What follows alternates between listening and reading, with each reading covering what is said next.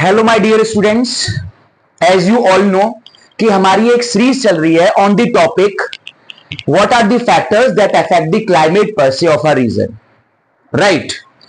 उसमें कल हमने देखा, we have learn yesterday that how latitudes affect the climate of a region. So today we are going to learn how altitude affect the climate of a region. Yes? Okay, let's start. See, altitude का मतलब क्या होता है? What the altitude means? Altitude का मतलब होता है एक certain height from the sea level. Altitude means certain height from the sea level. Sea level से एक सर्टेन हाइट होना, उसे हम बोलते हैं एल्टीट्यूड। फॉर इंस्टेंस, आप एक माउंटेन ले लीजिए, ठीक है। माउंटेन्स जो होते हैं वो हमारे हायर एल्टीट्यूड्स के बेस्ट एग्जांपल हैं, right. They are situated at higher altitude. Now come to the point कि कैसे हायर एल्टीट्यूड हमारे क्लाइमेट को अफेक्ट करता है। Now listen me, as we move above from the sea level, जैसे जैसे हम above from the sea level जाते हैं, temperature of a region starts decreasing. I would repeat myself, as we move above from the sea level the temperature starts decreasing। जो temperature होता है वो कम होना स्टार्ट हो जाता है। Why is it so? Reason बताते हैं, रीजन देखते हैं। What is the reason behind this phenomena? अब देखिए, अगर हम केस फर्स्ट, यहां पे केस फर्स्ट देख लेते हैं एंड केस सेकेंड। पहले केस फर्स्ट को देखते हैं। ऑन द अर्थ सरफेस पे टेम्परेचर ज्यादा होता है। Why is it so? Because earth surface पे हमारा जो एटमॉस्फेरिक प्रेशर होता है, I would repeat, new term है एक, एटमॉस्फेरिक प्रेशर। एक बार इसको मैं समझा देता हूं। I will explain this in brief what the atmospheric pressure is.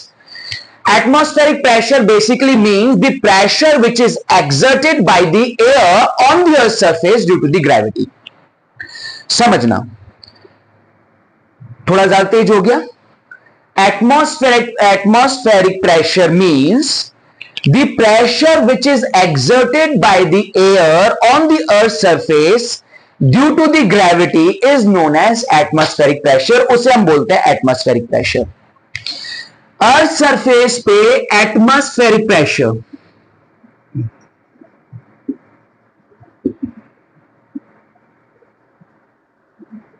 Atmospheric pressure ज्यादा होता है।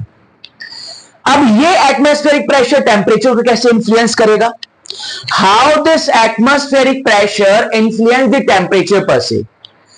सी, अगर एटमॉस्फेरिक प्रेशर ज्यादा होगा तो जो हमारा एयर है वो ज्यादा प्रेशर एक्सर्ट करेगी on the earth surface.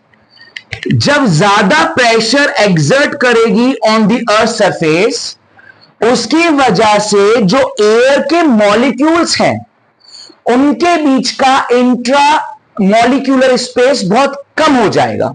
I would repeat my self, atmospheric pressure ज्यादा होने की वजह से जो एयर है उनके बीच का जो मॉलिक्यूलर स्पेस है, we can call it intra molecular space, बहुत कम हो जाएगा। एंड एज यू नो, ये एक साइंस का कॉन्सेप्ट है। See, geography and science go hand in hand. These two subjects are interlinked to each other. Now connecting the dots, जहां पे इंट्रा मॉलिक्यूलर स्पेस कम होता है वहां पे किसी चीज को ट्रैक करने की एबिलिटी ज्यादा होती है। इन दिस केस, एटमॉस्फेरिक प्रेशर ज्यादा होने की वजह से एयर के मॉलिक्यूल्स के बीच का जो स्पेस है वो कम होता है, intra molecular space is less. And because of this, जो हमारे एयर के मॉलिक्यूल्स होते हैं have the largest tendency to trap the heat molecules पर से। I would repeat myself what I am saying.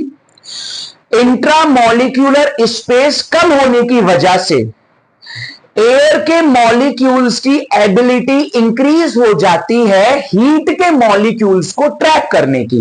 अब यहां पे देखिए ना, let's take an example, science का एग्जांपल लेते हैं। ये जो स्पेस होता है, दिस स्पेस पर से is called intra molecular space. ये जो स्पेस होता है दो मॉलिक्यूल्स के बीच में, वो इंट्रामॉलिक्यूलर स्पेस होता है। अब क्योंकि atmospheric pressure is more, atmospheric pressure मोर होने की वजह से ये जो मॉलिक्यूल्स का स्पेस है इज वेरी लेस। एयर के मॉलिक्यूल्स का जो स्पेस है इज वेरी लेस। जब एयर के मॉलिक्यूल्स का स्पेस कम होगा तो जो हीट के मॉलिक्यूल्स हैं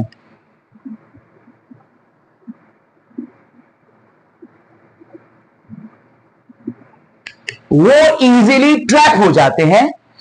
जब हीट के मॉलिक्यूल्स इजीली ट्रैप होंगे तो वो हवा को गर्म बना देंगे। The heat molecules make the wind warmer, जिसकी वजह से the temperature is always increase at the earth surface. अब लेते हैं case second. Case second, what happens in this case? इस केस में क्या होता है, as we move above from the sea level, जो हवा होती है हमारी, जो विंड होती है, उसके मॉलिक्यूल्स के बीच का जो स्पेस होता है starts increasing, right? The molecular space of wind start increasing as we move above the sea level.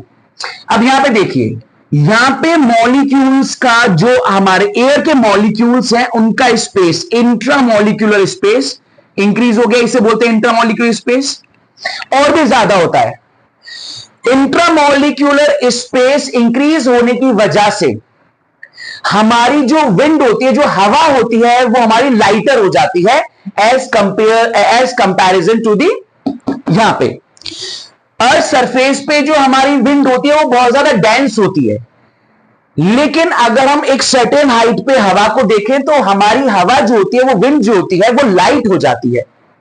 उसका रीजन ये है, because the intramolecular space starts increasing as the wind starts moving from sea level to the certain height. अब यहां पे क्या होता है, जो इंट्रामॉलिक्यूलर स्पेस ज्यादा है, जब इंट्रामॉलिक्यूलर स्पेस ज्यादा होगा तो जो हीट के मॉलिक्यूल्स हैं वो ट्रैप नहीं हो पाएंगे। हीट के जो मॉलिक्यूल्स सरफेस पे ट्रैप हो रहे थे, यहां पे ट्रैप नहीं हो पाएंगे हीट के मॉलिक्यूल्स, जिसकी वजह से यहां पे हमारी जो हवा होती है, एक तो लाइटर होती है और एक हमारी कूलर होती है। That is only the reason why the climate is cold at the certain height. जो क्लाइमेट होता है वो सर्टेन हाइट पे हमारा कूल होता है। आपने देखा होगा बहुत सारे जो हिली एरियाज है are still cooler in the summers. Northern area में हमारा बहुत ज्यादा हॉट क्लाइमेट रहता है, बट हिली एरियाज में, these hilly areas experiencing the cold climate. That is only the reason, and the reason is atmospheric pressure. जहां पे atmospheric pressure is low,